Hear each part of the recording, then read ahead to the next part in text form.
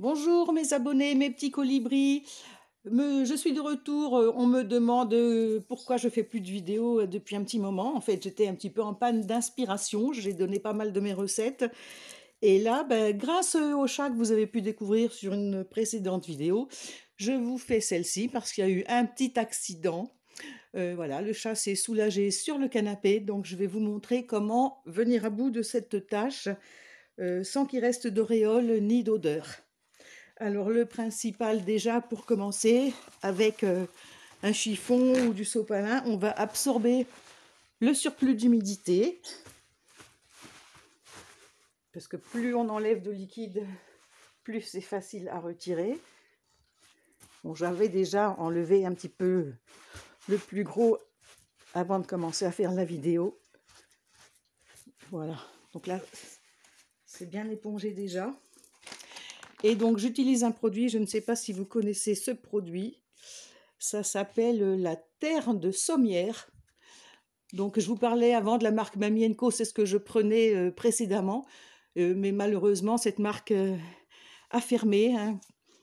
Le confinement a été fatal à cette marque puisque c'était vendu beaucoup dans le même style que les Tupperware en réunion à domicile.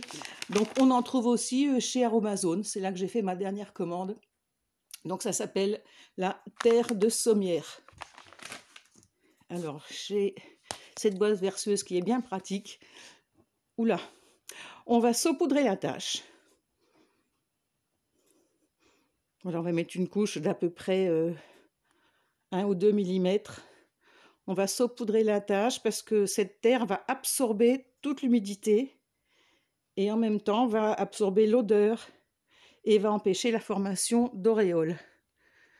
Donc voilà, là je suis un petit peu hors champ, mais là c'est les pâtes en fait, c'est les traces de pâte humide qu'il y avait à côté. Donc voilà. On en met bien partout et il n'y a plus qu'à attendre. Donc c'est long, hein, je ne vous cache pas, ça ne va pas se faire en 5 minutes, hein, il va falloir plusieurs heures. Parce que je vais vous montrer après que la terre va absorber l'humidité. Il faut attendre que vraiment elle ressèche après pour pouvoir tout retirer. Donc je coupe et je reviens plus tard avec le résultat. Bon voilà, ça fait maintenant 4 heures que j'ai mis la terre de sommière sur mon canapé.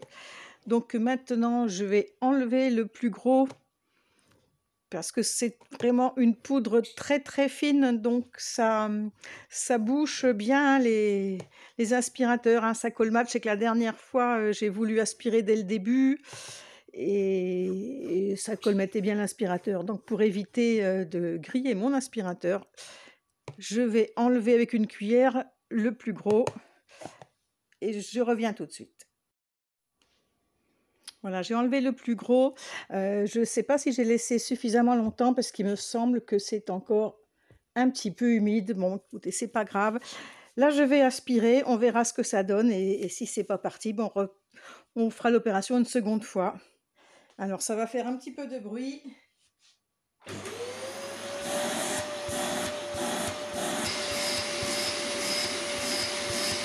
Voilà.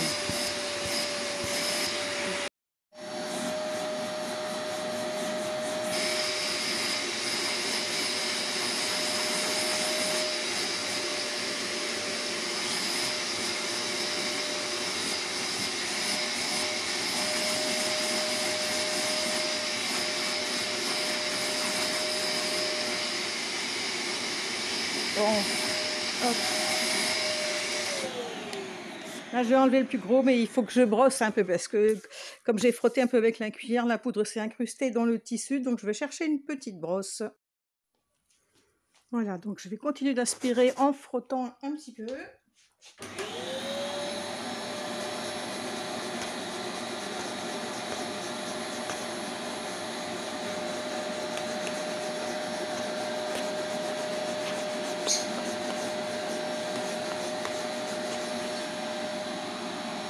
Je sais pas si ça se voit sur... je sais pas si ça se voit bien sur la vidéo, mais là... Ouais, c'est encore un petit peu humide ici. Bon, je vais continuer hors caméra parce que le bruit n'est peut-être pas très agréable à entendre.